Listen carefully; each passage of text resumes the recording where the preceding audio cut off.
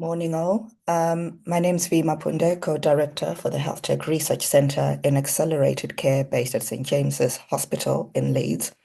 First of all, massive apologies. I would have loved to be there in person, but things didn't quite work out this way this morning.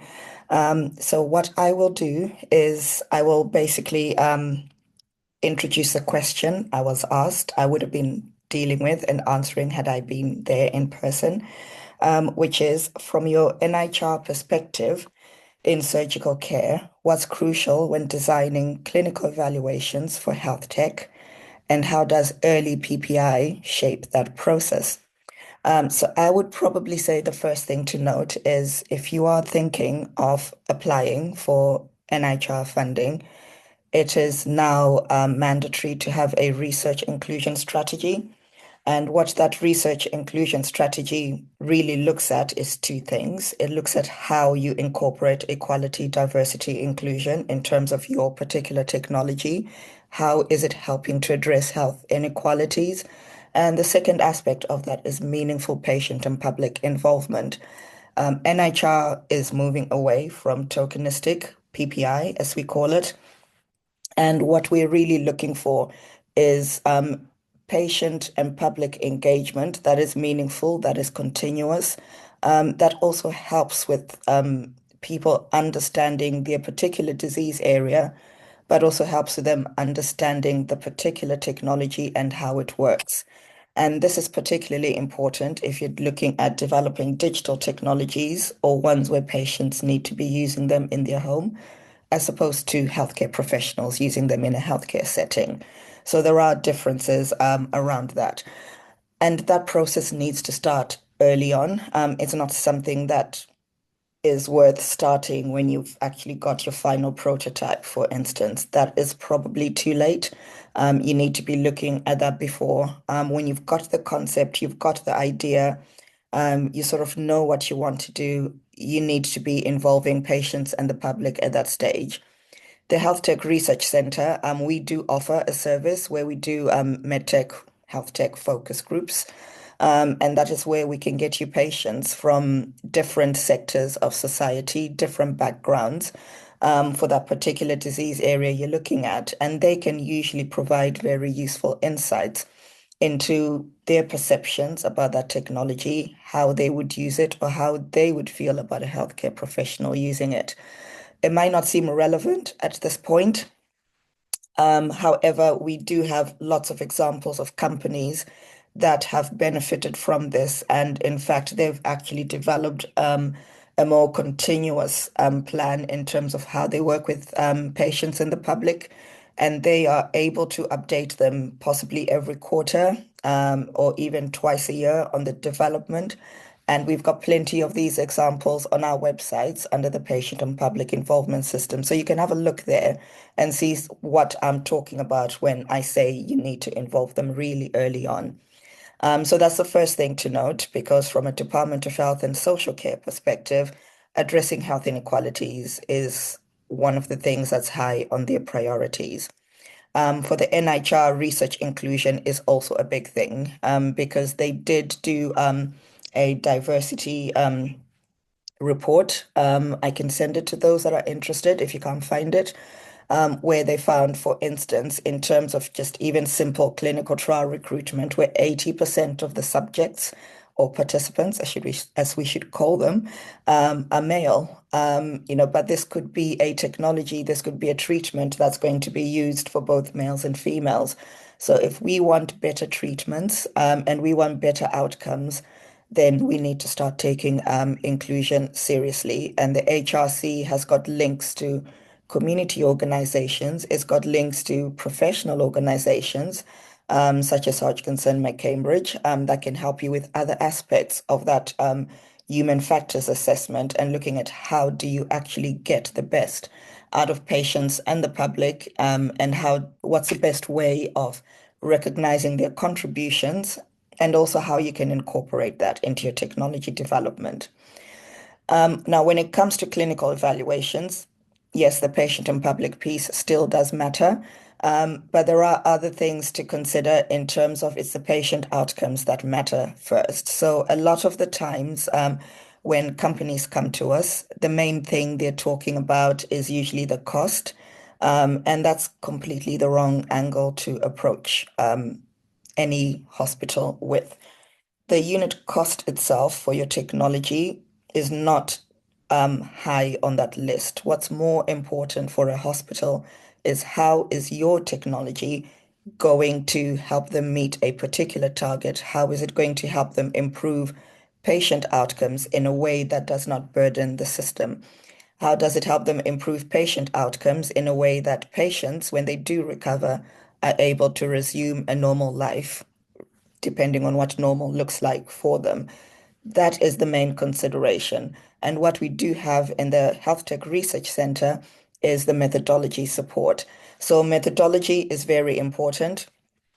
And for those that aren't familiar, it's about what is the right way, what is the appropriate way to collect data from patients to assess a technology.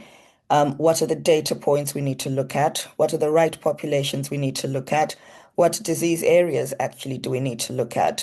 You might have an idea for your technology where you are possibly looking at, let's say, respiratory, and it might turn out that, well, there's another clinical area that could benefit from that technology, and it probably is a whole lot easier to gain data from that particular patient set, which might apply to your original area. So these are the things that we look at, and we can look at them on a UK level, and we can also look at them on an international level. So the Health Tech Research Center, we do have experience through our clinical trials unit of securing funding from the NHR to run large multi-center international studies.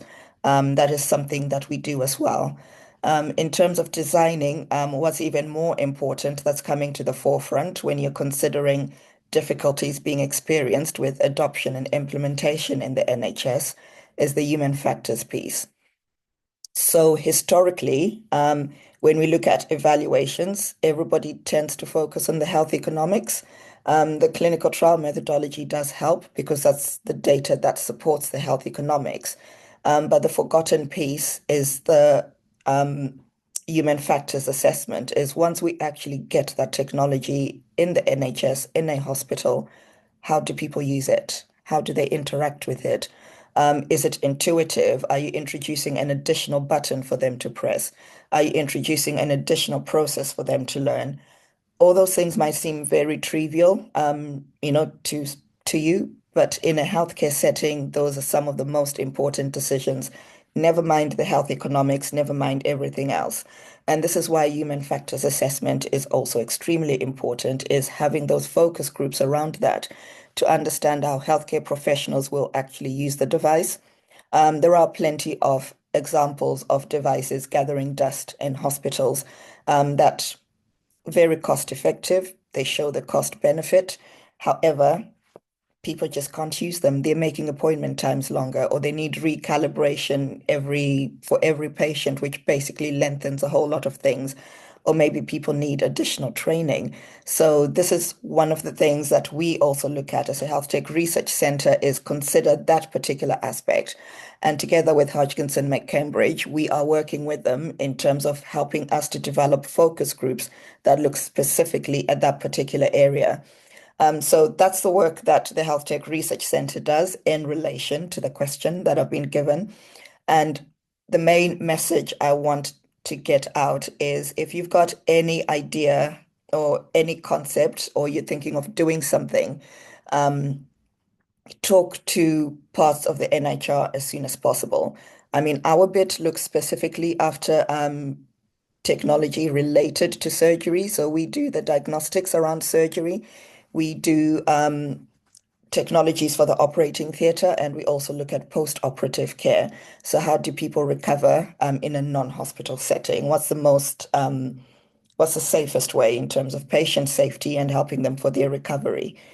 However, there are other health tech research centers across the country that can do exactly the same thing that we are doing for your particular clinical area. Not all clinical areas are covered by the health tech research centers, and there are plenty of acronyms in NHR land. And one of the acronyms you can go and visit is something called a research support service, and they can also help you identify the appropriate NHR unit that you can talk to about your concept. They can also advise on whether a certain funding stream is appropriate for you or not, and what are the priorities of that particular funding stream. So there is a lot of support within the NHR. Anything with NHR in it, PPI is definitely at the core of it. None of us are going to gloss over that. Um, the Health Tech Research Center itself, we also do have our own PPI membership. So we do have our group of patients that have signed up to provide this particular support for us. So that is just something that to be aware of. But like I said, apologies, I couldn't be here this morning. However, if you do want to explore this further, there are two things I would suggest. The first is you can definitely get in touch with us via our website. Our contact details are there. The second thing I would say is if you are free on the 3rd and the 4th of April, we are hosting our annual conference at the Queen's Hotel in Leeds. If you're not familiar with that, if you're in Leeds train station, you are at the hotel, basically. It sits right on top of the train station. And we've got a 2-day event. You don't have to attend, obviously, the 2 days. But we do have a variety of breakout sessions. Do go on our website. Once again, check out the link under events. If you go to register, it will show you the program of events on there. And you can choose which day you want to attend and which breakout sessions you also would like to attend. Matt and Tom will be there. They'll be hosting a breakout session. So if you want to learn more about this with some of the other community organizations that we work with, they'll be working together with them to deliver that session. I would definitely, naturally, highly recommend it. Do come. It's the best show in town. And the Queen's, it does look very glamorous, I must say. It is a lovely event. Second thing, actually, in relation to that is if you are a company and you do want to gain some sort of visibility, we do have some very affordable opportunities for you to promote your company. So you can obviously go for an exhibition space that will include your table, chairs, the normal stuff that you get. Or if you've got a freestanding banner that you just want to leave at strategic locations on the way to the hall, yeah, you can do that as well. You don't need to stand around and invite people, and then that leaves you free to mingle with everybody else and do some networking. So we do have those opportunities. So once again, I would say go to our website. Our contact details are there. If you'd like to discuss this with myself in more detail, contact Tom and Matt, and we can arrange something through that. But once again, the general message that I will bring out is you need to contact us really early when you've got the concept so that we can get all the input really early on. We can understand how your technology is going to move through the NHS, who's going to pay for it, how are people going to use that, and that includes patients and the public as well as the healthcare professionals. So I hope you found my answer useful. And I hope you will join us in Leeds in April, 3rd and 4th, a Thursday and a Friday. And yeah, our contact details are on the internet. You can find me on LinkedIn. It's just V Mapunde. You'll be able to find me. Yeah, and thank you very much.